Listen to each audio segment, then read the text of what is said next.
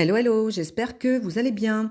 Alors, je vous retrouve pour vous parler de l'entrée de Mercure en Taureau et de la rétrogradation de Pluton qui va se faire le 6 mai, donc 3 jours après. Petite info pratique avant tout, je serai à Fréjus pour le week-end du 16 et 17 mai, donc je vous mettrai le lien dans la description. Et comme toujours, je vous remercie de liker, de commenter et de partager.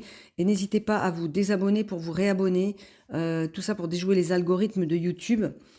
Et surtout, si vous pouvez, booster la vidéo. Apparemment, c'est pas accessible tout le temps. Alors, ce 3 mai, donc hier, Mercure est entré en Taureau. Il va transiter ce signe jusqu'au 17 mai.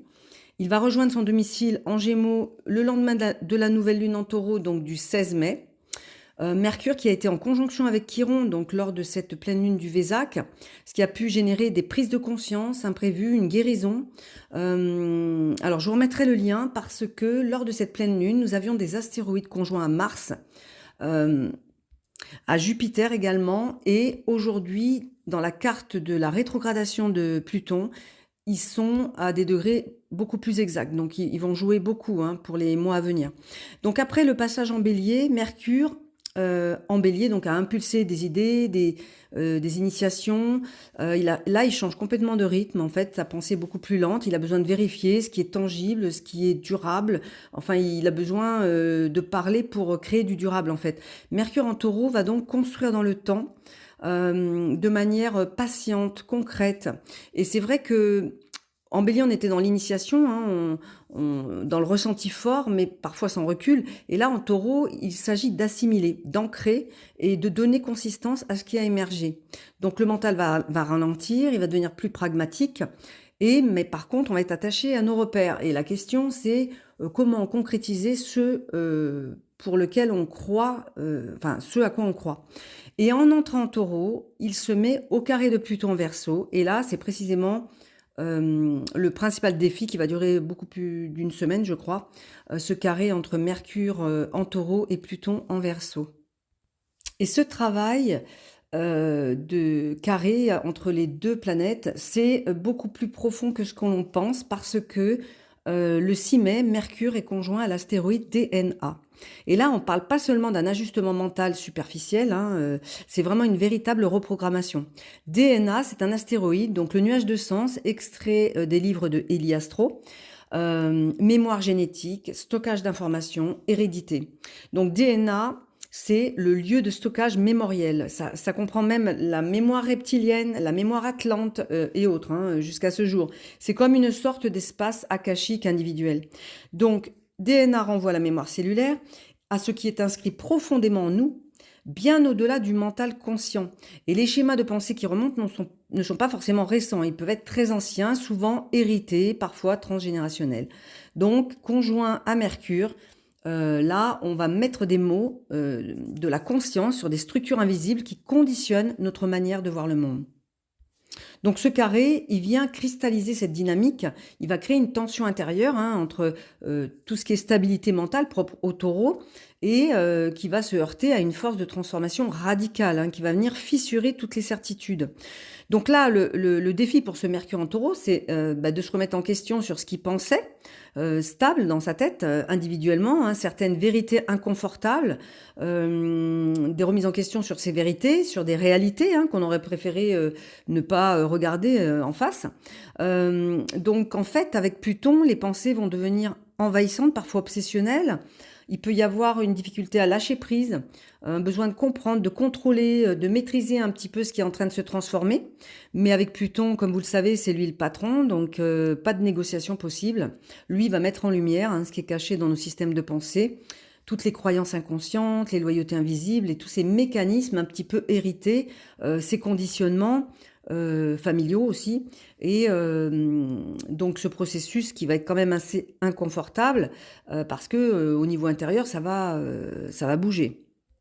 Pluton qui est donc sous l'énergie d'Uranus, qui est aujourd'hui entré en Gémeaux depuis le 26 avril 2026.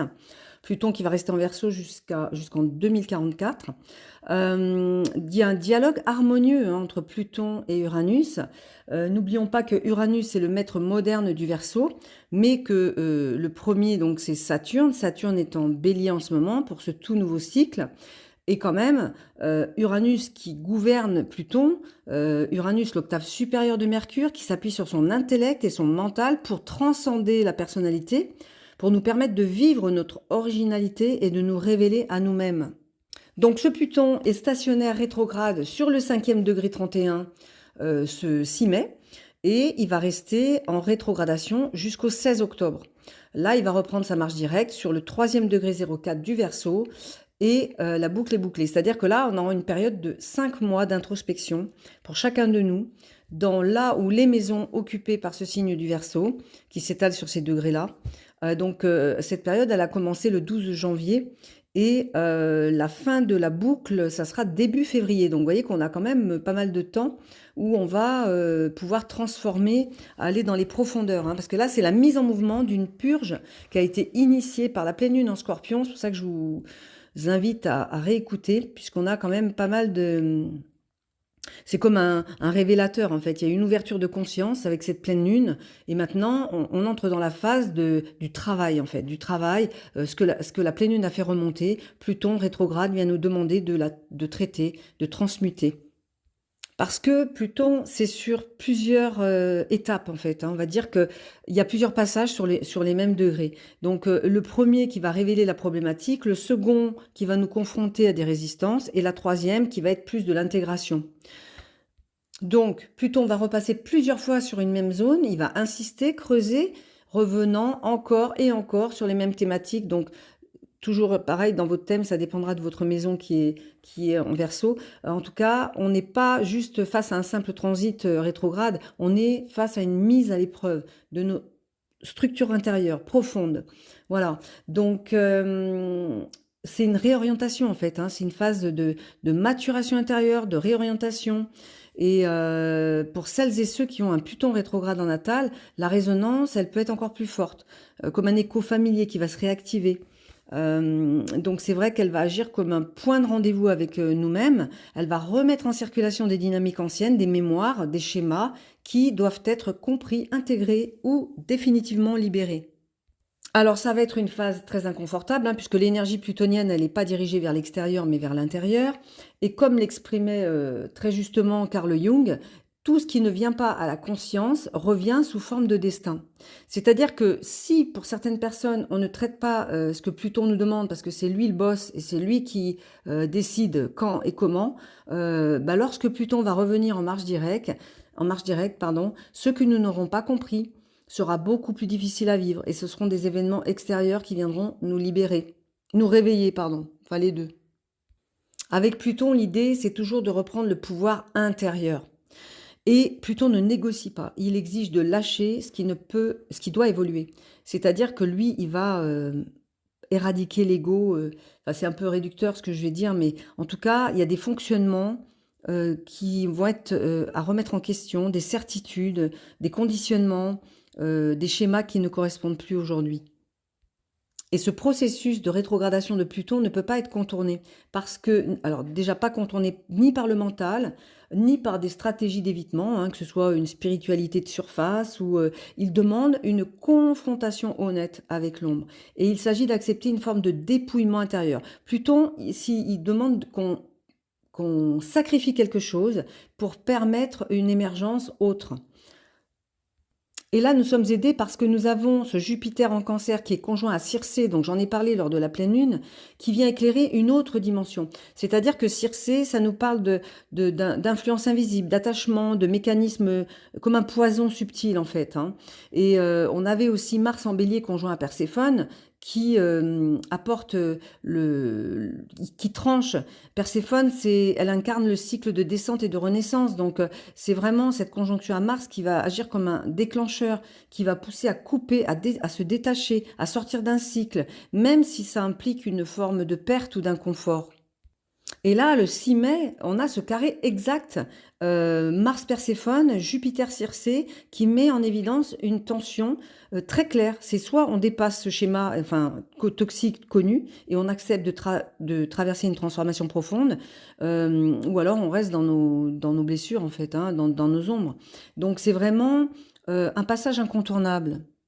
Alors, nous avons aussi dans cette carte du 6 mai, donc la carte va s'afficher au bout d'une minute 30. On a deux astéroïdes qui sont conjoints à Neptune, enfin qui sont conjoints, non. Absolus et Psyché sont en carré à Neptune qui est conjoint à Pallas.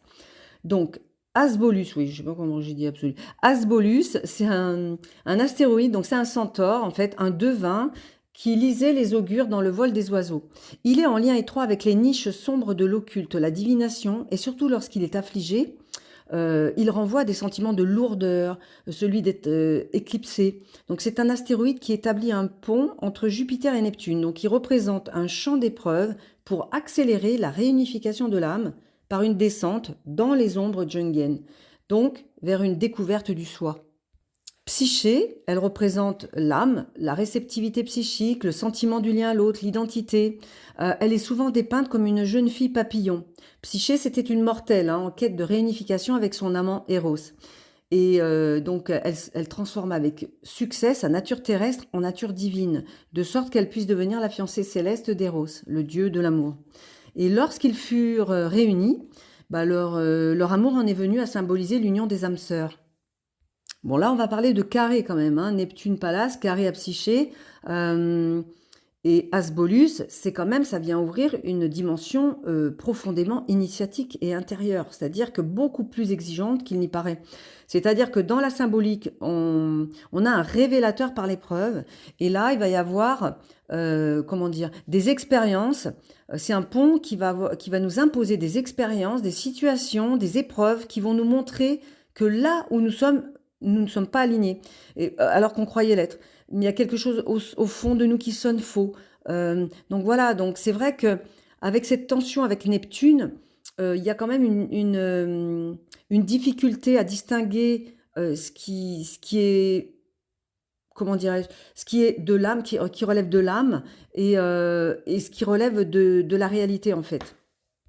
Ça peut être ce carré, ça peut être une illusion, une désillusion nécessaire.